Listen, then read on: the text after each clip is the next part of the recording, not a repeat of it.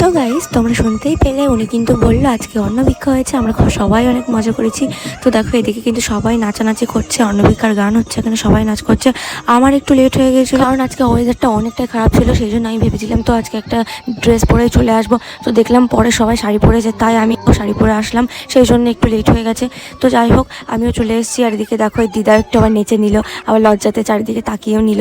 এদিকে ইনি কিন্তু এবার লেগে যাবেন, এনার গান কিন্তু এখন শেষ হয়ে গেছে। তো সবাইকে বলছিল যে তোমরা সবাই একসাথে থেকো, রাত্রে আবার রাসলীলায় দেখা হবে।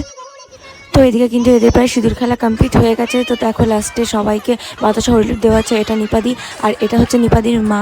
তো ইনি কিন্তু সত্যিই একটা ভালো মানুষ, খুবই ভালো মানুষ, সবসময় আমাকে সাপোর্ট করে। দেখো আমার ক্যামেরার সামনে এসে একটু হাইও করে দিল, সত্যি অনেক ভালো। সবসময় আমাকে বলে যে তুই ভিডিও বানাবি, আমি ভিডিও বানাতে ভুলে গেলেও সে কিন্তু সবসময় আমাকে মনে করিয়ে দেয় ভিডিও করার জন্য। তো যাই হোক দেখা হবে নেক্সট কোনো ভিডিওতে, বাই বাই।